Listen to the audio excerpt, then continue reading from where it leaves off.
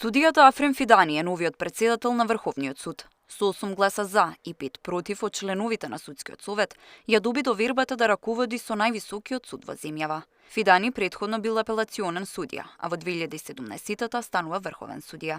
Иако мислењата за него беа поделени, односно дел од членовите на судски, сметаа дека не се истакнал доволно во работата, но и дека не ги познавал доволно состојбите во судството и судскиот совет, сепак одлучија дека е подобар избор од врховната судијка Беса Адеми, која претходно еден мандат раководеше со невисокиот суд. За неа мнозинството гласаше против, бидејќи не била доволно кооперативна, а меѓучовечките односи во врховен биле нарушени додека таа била председателка.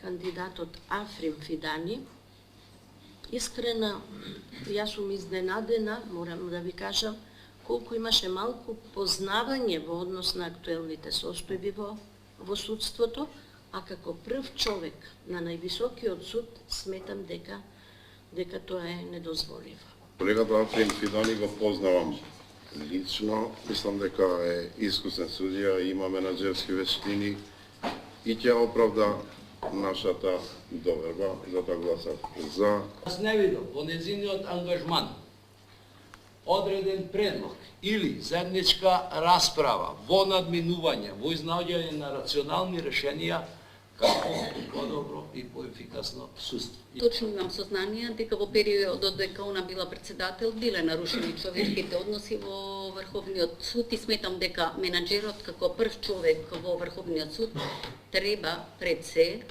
да внимава на меѓучовечките односи, а со тоа и да се зголеми довербата на јавноста во судскиот систем.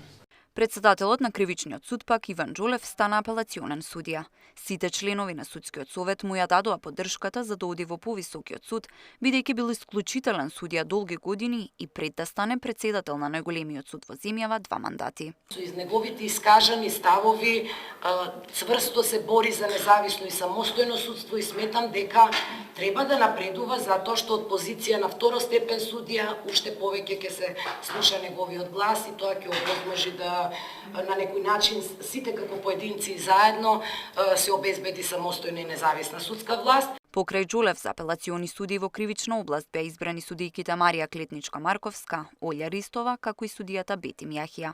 На денешната седница Советот избра и 6 нови судии од граѓанска област за во апелациониот суд Скопје.